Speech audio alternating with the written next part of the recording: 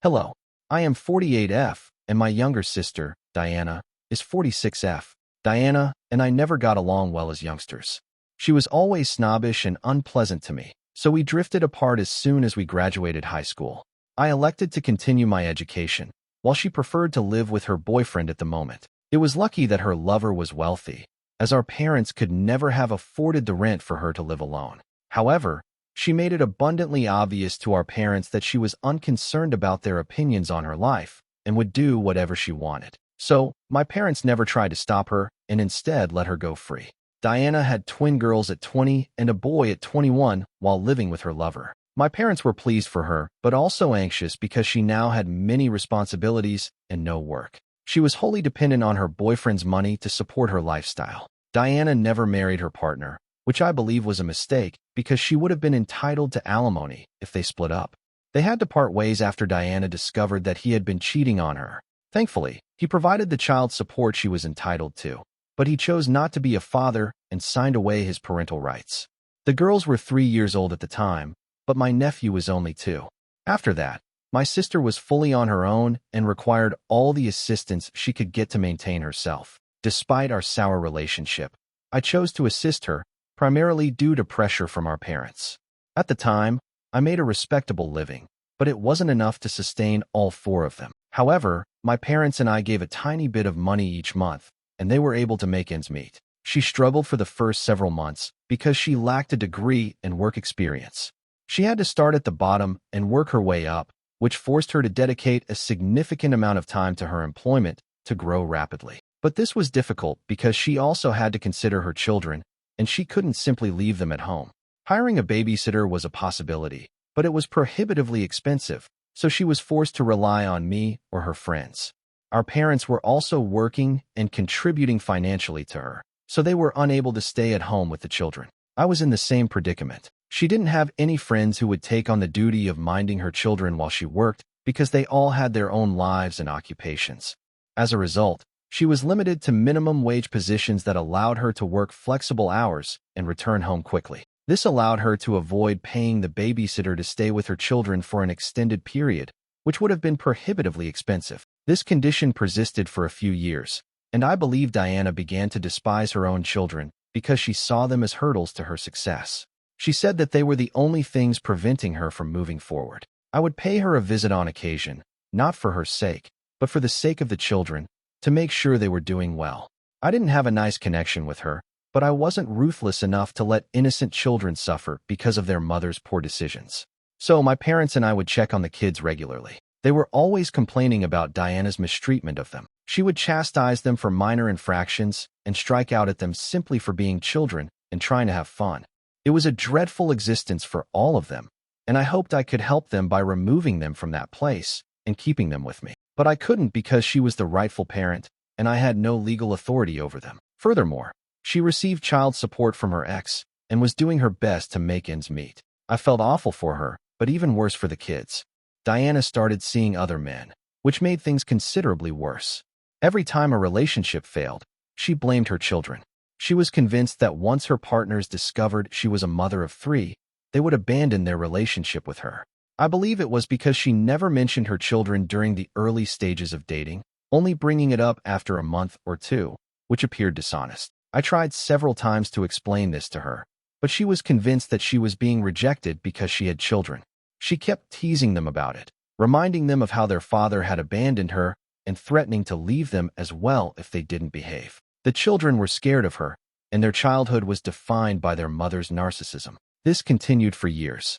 Several times, I considered taking the kids and fleeing with them, but I couldn't. I could not petition for custody or report her because while her actions were wrong, they did not legally justify taking the children away from her. So, the scenario remained, and the kids were simply grateful to have me in their life. My parents were too old to be their confidants, but I was always there for them when they needed it. They could never tell their mother about their issues, but they could always go to their aunt, which they did whenever they had problems with school, academics, or even Diana.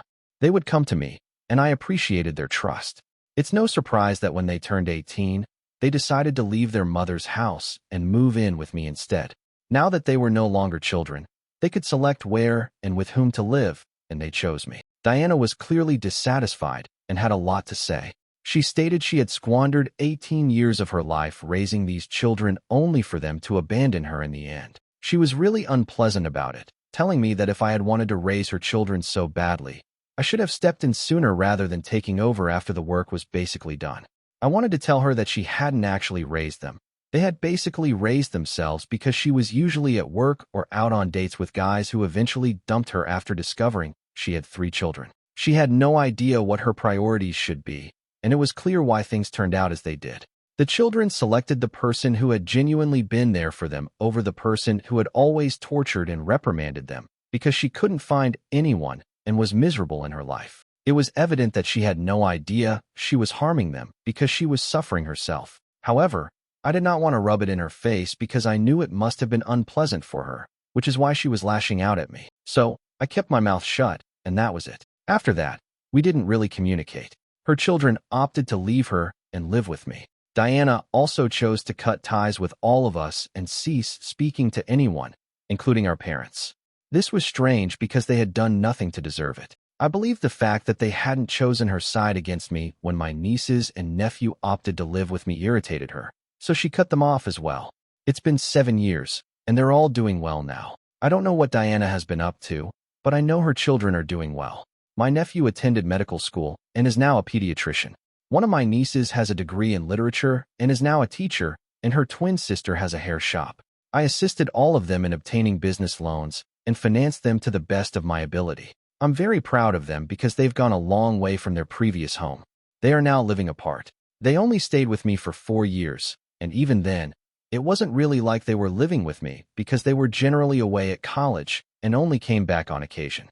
I believe they didn't want to return to Diana's home, where they didn't feel wanted. It's been 2 years since they all moved out, and I'm very thrilled for them. I never expected anything in return for what I did because I truly believed it was the right thing to do. They were just kids, and no matter how bad things were between me and my sister, I could never be callous to them. I've always had a soft spot for them, especially since I've never had kids or married. It wasn't my cup of tea, but for them, I wanted to be there as a parental figure because their father wasn't around. Well, we all know who Diana was. They needed someone, and my parents were too old for the position, so I stepped forward. That is all I did. I never anticipated anything in return, but I am grateful that they are the type of children who think I deserve a gift of appreciation for what I had done.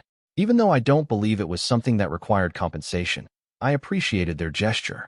About a week ago, I celebrated my 48th birthday with my friends and family, including my nieces and nephew. I had a great time, and my nephew was kind enough to organize everything for me. Despite my desire to pay for everything, he insisted on covering the cost because he is now earning enough money to do things for me and display his appreciation. After the party, the 3 of them sat me down to talk. They told me that now that they were all financially established, they wanted to express their gratitude by collectively writing me a check. I tried to explain that it was unnecessary because I was still working and could support myself, but they insisted. They claimed it wasn't about repaying a debt. They could never repay me for what I had done for them since it wasn't about money. It was about the encouragement and faith I had provided them, which they could never fully repay. This was their humble attempt to show their appreciation. I was deeply moved by their genuine act and wanted to share it on social media. I just wanted to thank them for everything they were doing for me. My sister and I hadn't spoken in years, so I didn't think she would care. I was blocked on every platform, and I assumed she wouldn't see it, so I felt it was fine. Diana had never followed up with us or inquired about her children's well-being after they had left home. Granted, it was they who broke up with her first and moved in with me, but that was her fault. The least she could have done was show interest in their lives and try to be a mother figure to them to make up for her faults. But to be honest, she didn't seem to care about the loss of communication, so I figured she was all right.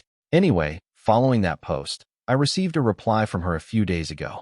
I wasn't expecting it because, as I indicated, we hadn't spoken in 6 years. However, I should have predicted that as soon as she realized her children were financially secure, she would start sniffing around like a bloodhound, trying to figure out how much money she could obtain from them. In her reply, she stated that she had seen my post and wanted to talk about her children. She recognized that she had made mistakes in the past and had not been a good mother to the kids, but she felt compelled to give herself another shot. She claimed she had missed them a lot over the previous 6 years. I'm not sure how much truth there is in that statement, because if she truly missed them, she could have contacted me at least once. She asked me to speak with her children and help bridge the gap between them, as they respond well to me. The timing was strange, so I ignored her message. However, when I failed to react, she called me in the evening, and I snapped. She insisted that I assist her in reconnecting with her children, but I refused. I was quite aware that she was merely pursuing their money, not because she truly cared about their well-being. If she truly regretted what she had done, she would have contacted them directly rather than talking to me. She couldn't let go of her pride and ego for a single second. She still expected her children to contact her, despite the fact that she was the one who had made a mistake. It was amazing how entitled she was. She tried to dispute this with me, arguing that she wasn't pursuing their money and that it was offensive for me to suggest so. I assured her that I wasn't implying anything. It was obvious. I felt appalled and repulsed by what she was doing. She then accused me of stealing everything from her, claiming that I had already stolen her children and was now stealing her riches.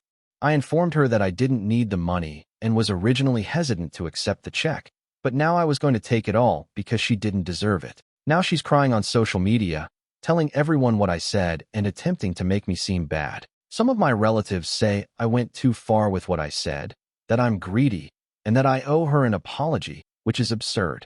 That is why I am here, to inquire if I'm in the wrong for telling my sister that she does not deserve the money that her children have decided to give me. Update. As some responses advised, I recounted the situation with my nephew and nieces. They informed me they had heard about it from a few relatives and had considered speaking with me, but had not had the time. However, after I called them over and discussed it with them, they informed me that they believed I did the correct thing. My nephew was open about his views, stating that he had never considered his mother a maternal figure throughout his life. He always blamed me because she had never been there for him, and my nieces agreed. He'd always been the most outspoken of the group, so it was predictable that this was all coming from him. My nieces were too emotional to speak, but he was quite angry and upset. He explained that Diana only spoke to me since she had never done the basic minimum for them. This was despite the fact that she was receiving child support from their father. Even then, she would humiliate them and make them feel horrible for merely existing, which was not their fault. They believe I did the right thing and have informed me that they will not contact their mother, regardless of what happens. They also believe that I should stand up for myself and explain my side of the story online now that Diana has decided to speak negatively about me on social media. They believe that this is the most effective approach to convey the message. Therefore, that's what I'll do. I'm delighted they opted to take my side in this because my parents are staying out of it and have stated that they don't want to get involved. Diana never spoke to them after her children cut her off, which I find unusual. My parents' polite approach to this problem strikes me as unusual, given that they have not communicated with Diana in the last 6 years. I was disappointed, but at least my nieces and nephew support me. Now, many people have asked me why I did not petition for custody and have the children taken away from Diana if I knew she was a bad mother and was mistreating them. I mentioned in my piece that while her actions were wrong, they did not constitute torture, abuse, or neglect. She was constantly harsh to them and wasn't emotionally present for her children. So, while I could have filed for custody, it was quite improbable that I would have gotten the children into my care. Courts typically encourage families to keep together, and in this case, they had already lost their father. Their father had abandoned them, leaving them with only their mother as a biological parent. Naturally, the court would want the family to stay together. I knew that if I filed a petition against her or took legal action against Diana, she would ensure that I never saw them again. She would make certain that she took the kids far away from me. It was already improbable that I would have been able to take the kids away from her and obtain full custody, so this would have put them in a dangerous situation. This is why I decided to play it safe by staying in touch with them and being available for them at all times. I'm not sure if it was the correct thing to do in the long term, but at the time, it seemed like the only option. Maybe there were other ways to deal with it, but it was all I could think of, so I did what I believed was right. It was difficult for me, and for years, I debated whether I should file for custody or have the kids taken away from her and rehomed. But there's no telling what might have occurred, and I figured it was better for the kids to stay with their mother and maintain touch with me and my parents than risk anything in this circumstance. I hope this answers the questions most people had for me. Maybe I came across as the bad guy for what I did, but I don't care. I know the kids are doing well in their life, and I did everything I could to keep them happy and safe. I was always there for them. Therefore, I don't feel guilty about anything. Update 2. It's been a week since Diana's message, and I've received a lot of phone calls today from family and people who have spoken with her. They were pointing out my mistakes and scolding me. It was getting really tiresome, and I was swamped with work, which is why I hadn't been able to post sooner. But today, I decided I'd had enough. After a brief talk with my nephew and nieces, I decided to finally make a post that shared my side of the story, as well as, in some ways, theirs. I don't think anyone in the family realized how much those kids had been through as children, how many taunts they had to endure every day simply because Diana opted to become pregnant early and drop everything for her boyfriend at the time. Even after that, she continued to blame others for her own actions and attempted to appear as if she was doing everything in her ability to do the best for her children. But in actuality, she was never present for them. Since she was telling everyone that I had stolen her children from her and was now stealing a fortune from her now that her children were doing well financially, I felt people deserved to know the truth, not just her twisted version of events in which she was the victim rather than the person who tormented everyone. They had already judged me for a variety of reasons since they only knew her side of the story and sympathized with her. But in reality, I deserved to share my side of the story, as did her children. So, I typed everything up a few hours ago and published the post. So far, she hasn't said anything to me, and the only texts I've gotten are from relatives who were judging me earlier. They have now abruptly changed their tune and are attempting to apologize for judging me too soon. But frankly, it means nothing to me. I simply wanted them to know the truth. I don't care what they think of me, but it was vital for me to speak the truth and share how Diana handled her children, which is why they are no longer in contact with her. Anyway, now that everything is finished, I am ready to move on from this. Honestly, I don't want anything to do with Diana anymore, and I was perfectly content for the past 6 years when she didn't contact me. I believe the same may be stated for her children as well. I don't understand why she felt the need to create so much drama. If she wanted money, she might have asked for it rather than pretending to want another chance at motherhood. Update 3. It's been a day since I wrote that post. Diana may have woken up today and decided to get back at me. Instead of contacting me directly, she became increasingly dramatic and began commenting on that post, attempting to make it appear as if I was lying.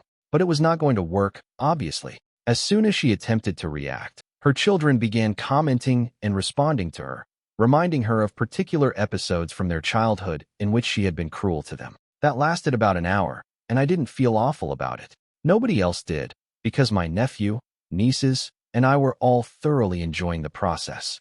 They were utterly humiliating her, and there was no way she could get out of it since every single lie she tried to say to make me look bad was discovered. I'm glad I chose to do this on the weekend. Otherwise, we might not have been able to respond as swiftly. Anyway, that lasted about an hour, and then she began deleting her comments so that no one could catch her in her falsehoods. However, it was too late because many others had already noticed what was going on in the comment section, and I believe she began to be called out for her actions by others. She started erasing her comments and backtracking on everything she said, and then she blocked me. She also blocked her children. I'm guessing it was her way of surrendering, and I'm pleased she did because she would have lost in a fight with us. We clearly have the upper hand here, morally or otherwise. I believe deleting the comments would be the end of our connection, but she chose to contact me personally as well. She messaged me, saying she hoped I was happy now that I had presented her as the monster and everyone hated her. It was very ironic coming from her, because that was exactly what she was attempting to do to me first. She initiated it, and now, when I wanted to return it to her, she is unable to accept it. I don't understand why individuals attempt to dish it out when they know they can't take it in return. Just don't cause any drama if you don't want to be held accountable for the results.